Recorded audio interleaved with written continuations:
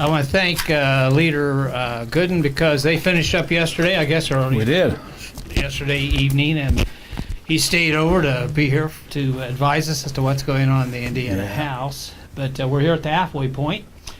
So we're going to take a look at the priorities of the session at this time. And Leader, I'll let you start off in terms of telling us what's going on in the House, and then I'll give you my impression of where we are in the Senate. Well, this session's been somewhat like a big yawn followed by a loud snore, if you will.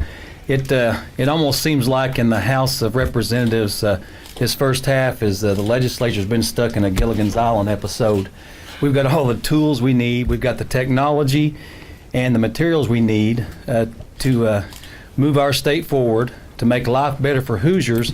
But it seems like the leadership just can't seem to put it together. It's just like we just can't get off the island. And, some examples of that are some of those issues that need to be moved forward to help attract Amazon H2. We've talked about expanding light rail, a Democrat proposal in the House of a bill that was passed. But we still refuse to talk about the bias crimes legislation, which Amazon and 21st century corporations like Amazon say is a must if they're going to come into areas. So as we move forward, we were able, unfortunately, to expand the grasp of big government.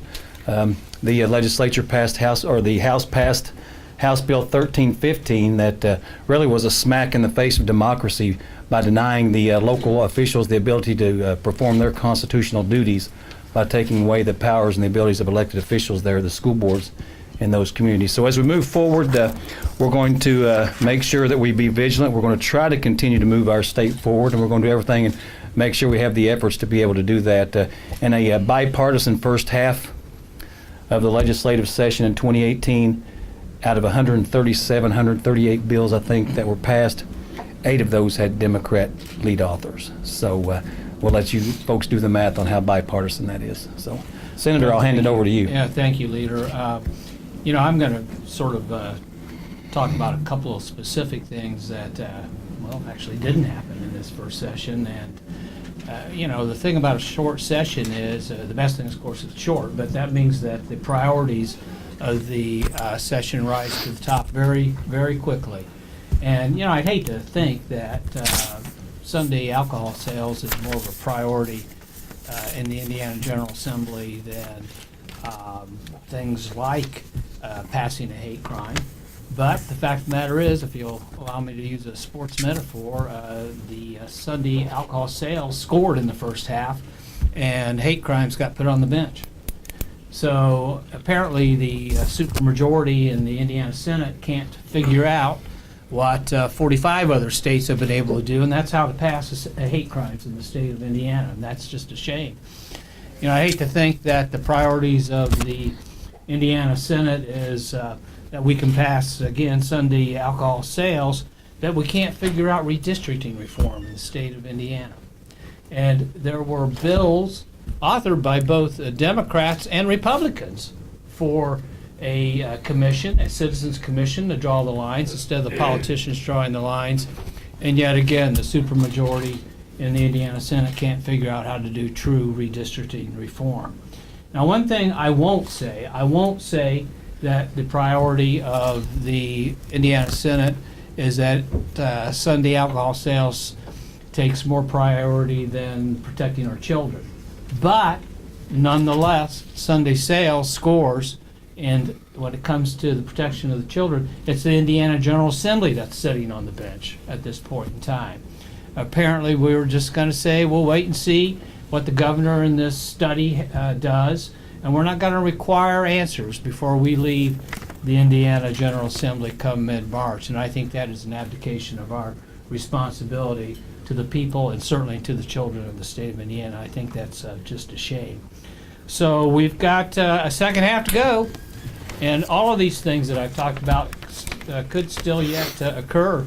But at least at this point in time in the first half, it looks like the priorities of the Indiana General Assembly need to be straightened out, in my opinion. Amen. Let's take any questions you might have. Tim, one of the things that has to talk about with respect to hate and bias crimes, that the current statute, although it's not explicitly spell out protected classes, still allows the judge to do enhanced sentencing, Right. based on those other factors, is the way the law just is right now just currently not good enough, or do you need, specific Right. categories? And if you do that, do you worry about excluding, some group for some protected No, status? I'm not worried about that at all. We do need a specific category. If you look at the current statute when it comes to what are the aggravating circumstances that a judge can consider when it comes time to sentencing, there's something like 12 categories. So underneath that logic that you don't need to spell out hate crimes, well, you can use that same logic when it comes to any one of those other 12 categories there too. But what those categories say is that specifically as policymakers, we are eliciting specifics as to what the judges can and should be looking at as far as aggravating circumstances. So it's an important policy statement. The leader talked about Amazon. Well, I think that's an issue that Amazon is looking very carefully at, is how does Indiana, do we embrace diversity? Do we embrace the idea that we don't tolerate hate crimes in the state of Indiana? So one of the best things we could do yet in the second half, in my opinion, Leader, is we could pass, and we should pass, a hate crimes bill in the state of Indiana. Right. Also, as we move forward, it's been pretty quiet on the front. As you know, with DCS, we did meet with the individuals as they work forward. They did say that they would have a deadline, and then they would have the results back to us in June. And that's if you look, that's 6 months of investigations, and I hope they drill down very deeply. They said they had spoken to some upper level management folks, and I wanted to make sure that I encouraged them to actually get out into the field and talk to those caseworkers who are in the field, in the front lines, in the trenches, doing the work, and also talking to the families this impacts as well, as we make moves toward the next half of the legislative session. And we also talk about a living wage. As we've said before, Indiana's a great place. We have all the credentials and the tools to be able to attract great corporations. The next thing to do is to be able to make Indiana a great place to live. It's a great place to do business. Let's make it a great place to live as well. And we've been void of any legislation to help bring up the wages. And I think probably our track record on that is pretty dismal now as we look at the research that's been brought back to us now about the common construction wage.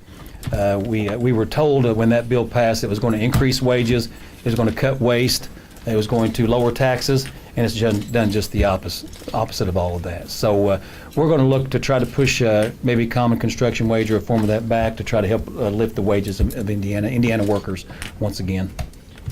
On the DCS front, one of the things that the Senate Democrats are going to propose by way of a resolution is that there be a process, a legislative process in place once we leave here on March 14th for that study that's being done to continue to report to the General Assembly on what their findings are. We don't think we should wait till June to find that out. We think that once we get out of here on an ongoing basis, there should be some sort of a committee or a commission, legislative commission, to whom the governor should continue to report as to the findings about DCS. Correct. As well.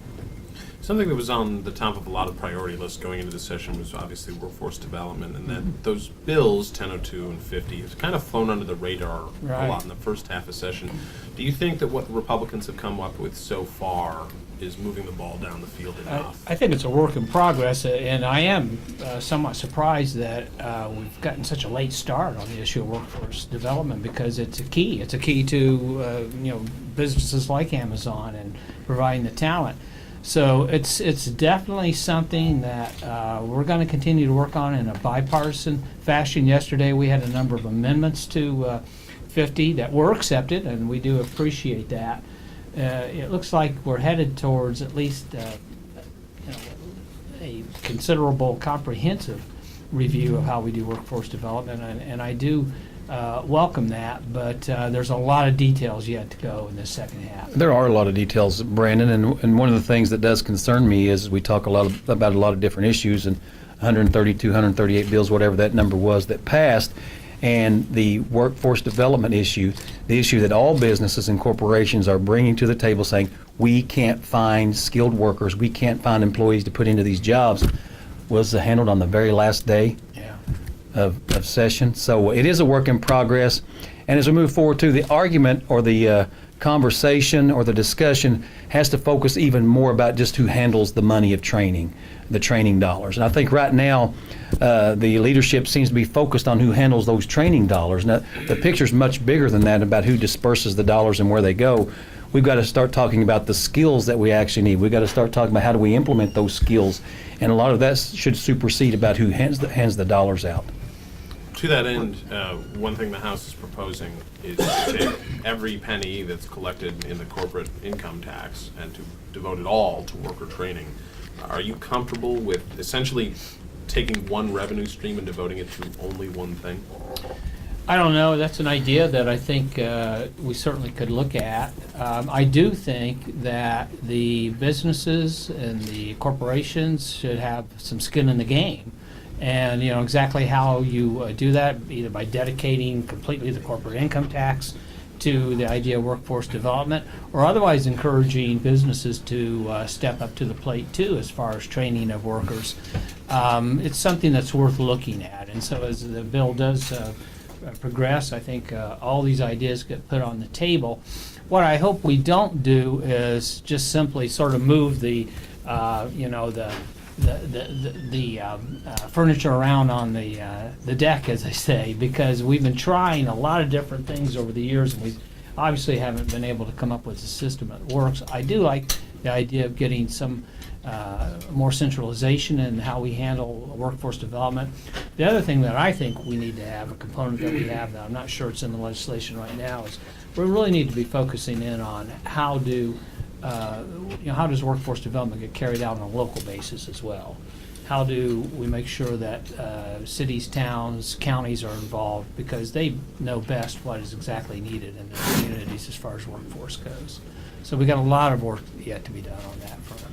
And I think the real conversation on the House floor concerning House Bill 1002 was the fact that at what point are corporations responsible to help give back to government in their support. We know that we, as Hoosiers, we all are charged an income tax as we move forward. Now that income tax is just not isolated to come back to our families, to support our families. And some folks are making that comparison that you're taking all the dollars that these corporations pay into the kitty, and now you're returning that money back to those corporations to do something that they should already be doing, rearing their children, if you will, training their employees. So that's the real conversation as we move forward: is what is the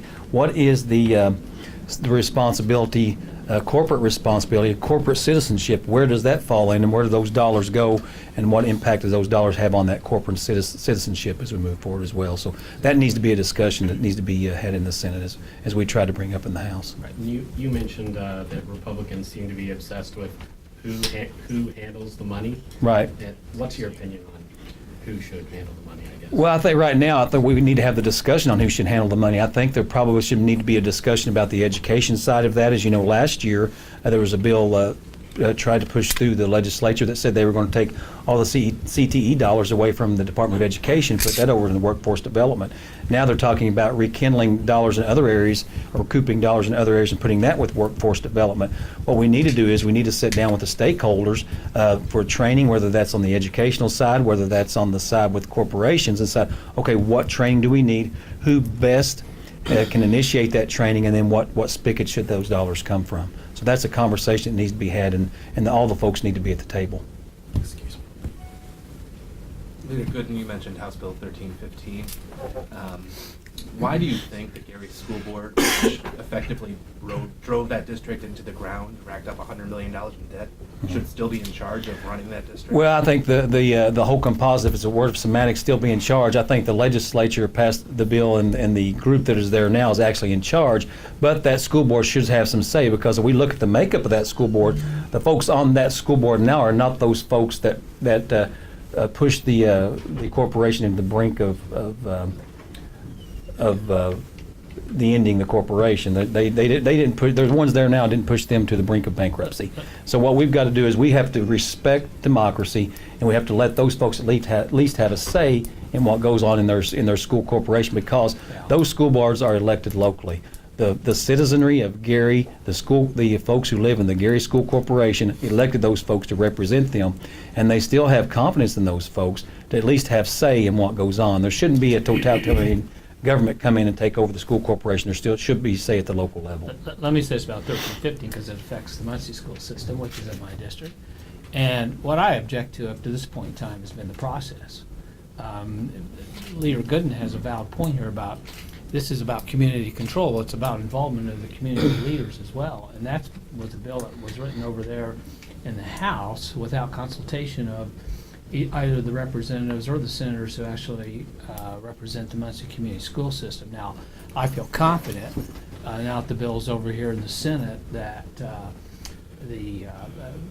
there will be an opportunity for the local community to weigh in a meaningful way. I've already had some opportunities to have preliminary discussions with Chairman Mishler about that bill. And it's a serious bill because it does disenfranchise the local community. At least I know in Muncie it basically takes away their rights to elect a school board. And from Muncie's point of view, I think we have to be fair because by every measure that I can see, the academic performance in the Muncie Community School has been that's not been the problem. It has performed well. It's not a failing school system from that perspective. They've had some financial difficulties. The thing I object to is when they came down here to the state to try to get some help, the response was, okay, we'll help you, we'll take you over. And it's, big brother state government coming in and jamming something down the throats of the local community. So I'm going to, hopefully, we'll see in the Senate that the community is consulted and that the desires and input of the community is heard. And I'm confident that that will occur. And if you will, also as we look at those school corporations who are failing financially, Yeah. we need to also look at what caused that failure. Just like with any epidemic, you've got to try to find the root cause of the problem. That's the only way you're going to fix or heal the sick, if you will. So what we've got to do is we need to look at what caused those problems and what forced those school corporations into that dilemma. And we all know that it was almost the perfect storm, if you will, with a cut in funding from state levels, also circuit breakers that took impact at the local level, took tax dollars out at the local level, and it left these folks wringing their hands of what are we going to do next. And they did come to the state to ask for help, and the state's reply was very punitive. He says, as Senator Lanane very, very well pointed out, okay, we're going to take you over. And that just doesn't seem to be the response that needs to be done. I think what we need to do is put together a system where we can start identifying, and I appreciate Representative Brown trying to put together a dashboard, but I think the dashboard needs to be monitored more closely at the local level to allow those folks to have some flexibility to come to the state and say, here's what we would like for you to do, and then the state be able to hand information, be able to hand resources back to the local government to allow them to do their job better, especially when they've been slapped in the face with the circuit breakers, when they've been slapped in the face with a cut in funding. And also, we got to remember, two school districts who are very high at-risk population, they cut the at-risk funding in the last funding formula. So as we look at that, there's reasons why these school corporations seem to fall off the cliff. And if we try to extend the real estate under their feet, maybe we wouldn't have those scenarios as we move forward. But to piggyback on that, does this mean now that if school boards are on the brink of financial disaster, the local official school boards are completely absolved of all responsibility, all decisions that they've made, because they can point to, property tax caps and, school funding, so the local people should bear no responsibility for their financial situation? No, I think what this actually does, what our proposal, what I just said to you, Abdul, was actually just quite the opposite. They're coming saying, hey, we've got a problem, how do we fix it? And instead of the fix being a hammer, unfortunately, all problems that come up in our state are not nails. And the solution is not just a hammer. And right now, it seems like to the legislature and to state leadership, all the problems that arise in our state, no matter what they are, seem to be a nail. And the answer is a great big hammer. And we've got to try to let folks know that, hey, if you have a problem, come to us. Let us know what those circumstances are so we can help you fix your problems instead of just taking out the sledgehammer and driving them through the woods. So. But there's nothing in the bill as it's written now that would in any way encourage schools to do that or to say like, hey, we're going to give you some advice or No, consultation? absolutely nothing at all. And one thing, and as I pointed out, I like the idea of the dashboard. But what the dashboard does not take into account some circumstances that may take place. Let's just say in a school corporation that is very dependent on a factory. We'll just use the factory on the north side of Indianapolis that just went out of business. And the assets that were counted into the tax structure of that school corporation are immediately wiped away. So now all of a sudden that school corporation has got a very big dilemma. So instead of bringing in a sledgehammer and driving those folks through the wood or through the ground saying, hey, you've done something wrong, they should be able to come to the state and say, hey, look, we just had one of the largest corporations in our area leave us. We just lost that tax base. Here's the impact on our structure and how we can operate our school corporation. Here's what we need help on. Can you help us? And let the state and the locals actually start working together once again instead of trying to make that huge divide. And as we talk about less government, the group that is in charge wants to talk about that, but it seems like all they want to do is expand the reach of big government by having the state come in and take over local governments. So it just doesn't make sense at all. It's almost a juxtapose or an oxymoron to have that in the same statement. And the other thing I don't like about the bill, at least as it's structured right now, because it does away with an elected school board, is it seems to me the message is being sent that we don't trust local communities to resolve their own problems, albeit maybe perhaps with the assistance of the state. And the state has to realize there's some responsibility on their part here with the policies that we have fashioned over the years. So I just think that it sends the wrong message. It's a message that we don't think, I guess, the citizens of the community are capable of choosing an elected board that could work. I think it's too preemptive too, as far as the Muncie goes, for sure. And I just think there's a better way for us to approach this. So as the bill goes on, I'm hoping we can find a way that there's more community involvement, more community representation in the process, and in the ultimate product that comes out as well. You said you wanted to see a hate crimes bill before the end of the session. Mhm. Given the past from neither chamber, Senator Long has said that there's a majority of the Senate that would vote against it. Realistically, what's the prospect of doing that? Well, I don't know. You're right. It's up to the supermajority to determine if they're going to have the political will to do what 45 other states have done.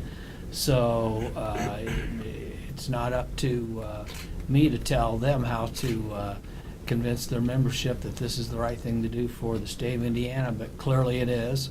And it's hurting us, not only because of the reputation of the state of Indiana for failing in this regards, and it raises the question of what's wrong with Indiana, but it's bad for economic development too. So I think that maybe there needs to be an approach that as a practical matter, this is something that we absolutely need to do, join the rest of the nation basically in passing a hate crimes bill, and it's something that can be done. We got it out of the Senate last year, I believe, 2 years ago.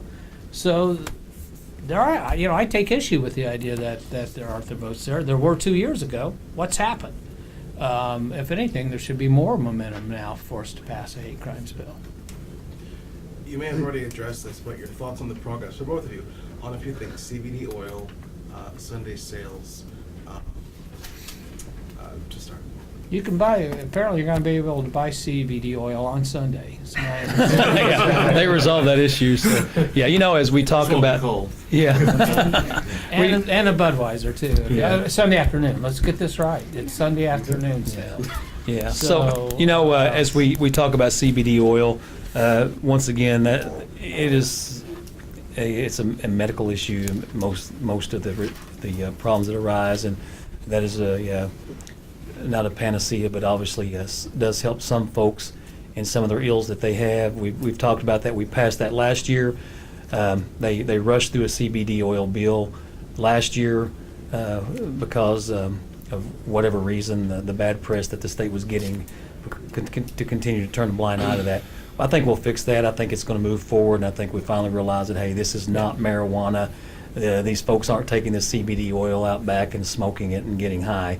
So I think the realization is finally there that this can help some folks, and we're going to move forward. The alcohol sales, as Senator Lanane said, it passed.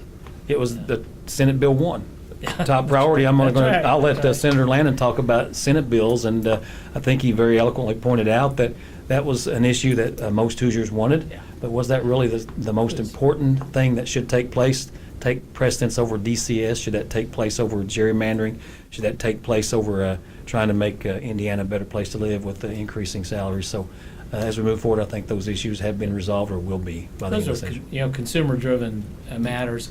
But it does point out, in Indiana, you certainly can't accuse us of moving with lightning speed on things. These have been issues that have been around, or at least certainly Sunday sales have been. And then finally, the pressure, I think, just got so much out there that this is what the consumers were demanding, that we finally passed it. The CBD oil, now that did take less time, but common sense prevailed. I mean, when it came out that all the science on that is this is probably less harmful than the coffee that I had this morning, and it does help people, then it was a no-brainer.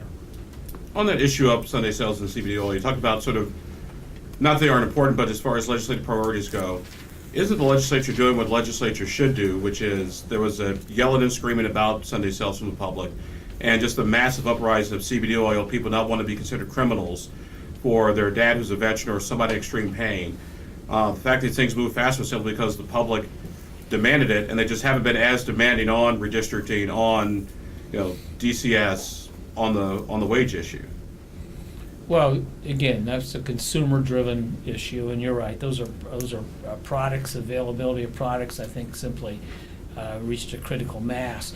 But as policymakers, we can't just wait until there's, people, an uprising in the street over what's the right thing to do. When it comes to redistricting, the system's rigged. The system's rigged. Gerrymandering creates a rigged system. It's not right. It's not good for democracy. You are seeing more grassroots, I think, efforts in that regards than we've ever seen before. We need to do the right thing, both on that and passing hate crimes. And as far as protecting children, well, that's just, got to be the largest priority that we have as a society. So we're just simply doing what we have to do there, or should be. Yeah, and it's we need to step up and, as they say on the farm, need to put your big boy pants on and get out here and not just deal with those things that are easy to deal with. Hey, Sunday alcohol sales, pretty easy to deal with, really, as Yeah. Senator Lanane said, as you pointed out, Abdul, is a large group of folks that are demanding it. CBD oil, pretty easy to deal with if you really looked at the science and you wanted to try to help folks out. But when you talk about hate crimes, a little tougher. Not everybody's on the same page, but that's really where the opportunity for dialogue takes place. If we'd actually could have a discussion about that, sit down to the table, bring all those folks to the table, that's when we can come with a real resolution, a resolution that everyone could probably live with, and a resolution that everyone could support. But if we continue to hide in the dark and not allow discussion because it's uncomfortable, because that conversation's uncomfortable, then we're going to continue to struggle, and we're going to continue to fall behind other states. As other states move forward, we're going to continue to lag behind. As I said before, it's going to be difficult for us to get off the island. So, The Township Reform Bill died in the House pretty quietly yesterday. Is that a good thing for Indiana? I don't know how quietly that was. I think there's pretty loud noises coming out of their caucus room, Brandon, upstairs. But I think as we move forward, folks need to determine their own future when it comes to government, and I think we allow folks to make that determination. If you'll remember, when the previous consolidation bill passed, the Kernan-Shepard report, there is actually a provision in the Kernan-Shepard report that allows townships to vote whether or not to consolidate or to eliminate themselves. So that provision is already there for those folks in those townships to eliminate township government. And if they want to kickstart that mechanism or put that mechanism into place, they can do that at the local level at every single township across the state of Indiana. That's not happened anywhere that I'm aware of, but that mechanism is out there. And they brought the issue up. They discussed it. The common denominator, obviously, in their caucus was that they don't want to pass it, so it didn't come to the House floor. Is that a discussion you think the Senate should have? Oh, I've got to be honest with you. I've not heard a clamoring for a township consolidation, either from my constituents or really heard much discussion at all about it in the Senate. We were sort of waiting for, see what would happen in the House, so I doubt if we're gonna see too much on that over in the Senate at this time. Leader Goodin, do you anticipate supporting the abortion bill that came out of the Senate? I've not seen any language at all coming out of the Senate. I haven't even had a chance to look at it yet, and I won't look at it until it actually gets over to the House in its final form. Because, of course, I won't get a vote on it until it gets to the floor. We're going to be very skeptical about anything that's going to cost the state of Indiana money as we move forward as far as litigation and in the courts.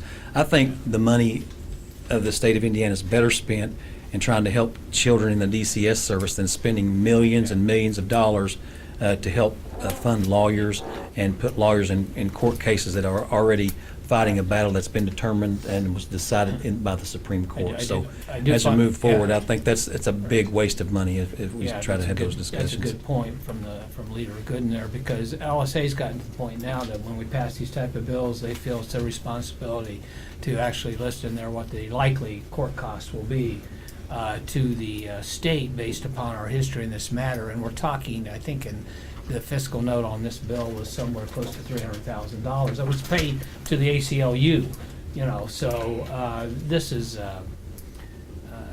something which just, clearly gets us into hot water with the courts. Why would a Democratic leader want to cut off funding for the ACLU?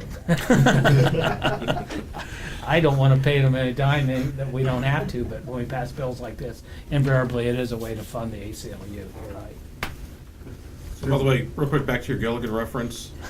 Who's Gilligan around here? Because he's the one who keeps sabotaging everything that he can't get off the island. Yeah, so, really, I'll let you folks make that decision. But as we move forward in this legislative session, probably the most significant expression that could be made as the frustration comes about of what could be done or what can be done. If you can make a radio out of coconuts, we've got in Indiana the technology that we need to have to be able to move our state forward in light rail and all that. Probably the biggest expression that could come from anyone that's observing the process is a great big ugh. Why can't we get things done? So much as I'd love to end on that, there were several bills that passed to address the opioid situation, which obviously affects your district.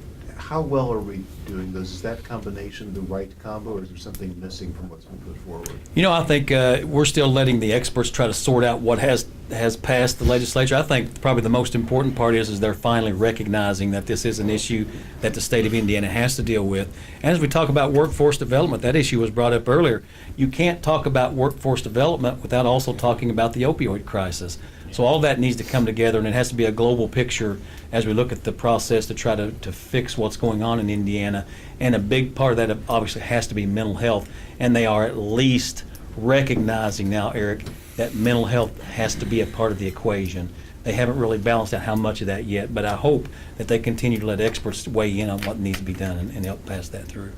Senator Lanane, yesterday Senators Day amended Senate Bill 387 to remove a provision that would have allowed public school districts to hire up to 10% of their teachers completely unlicensed. Do you think that was a good move?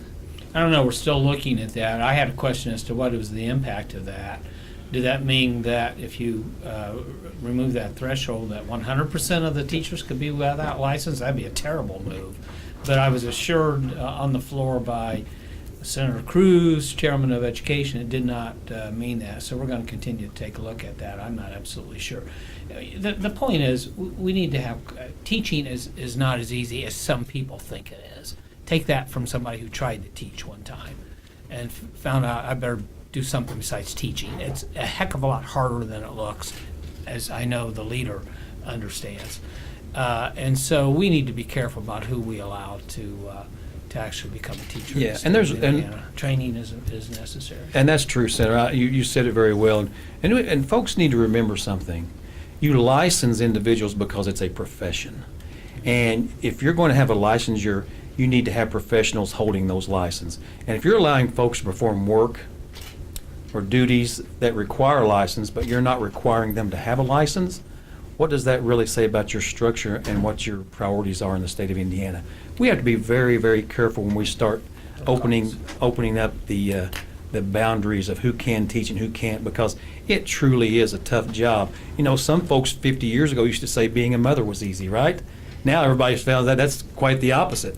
Yeah. I think folks are going to find out about the same thing as Senator Lanane said about teaching as well. It's just not as easy as it looks. I see Senator Talian's here. She wants to have a caucus, I think, so. I think with that, yeah, One okay. quick question, to summarize, what are the top priorities and where do you stand on those currently? Well, I still think we could pass a hate crime if we had the opportunity to do that.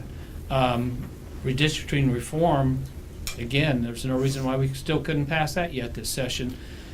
We absolutely do need to make sure that there's a level of comfort that we are protecting our children before we leave on March 14th. And we need to really roll up our sleeves and get this workforce development bill moving. Yeah, absolutely. Gerrymandering, DCS, a living wage, and continuing to make sure that our children are learning in a safe environment in schools. I take it you're not happy with Senator Walker's redistricting bill? It's not really it's not redistricting reform. You don't get reform until you take the politicians out of the process of drawing their own lines. So it's not a redistricting reform bill.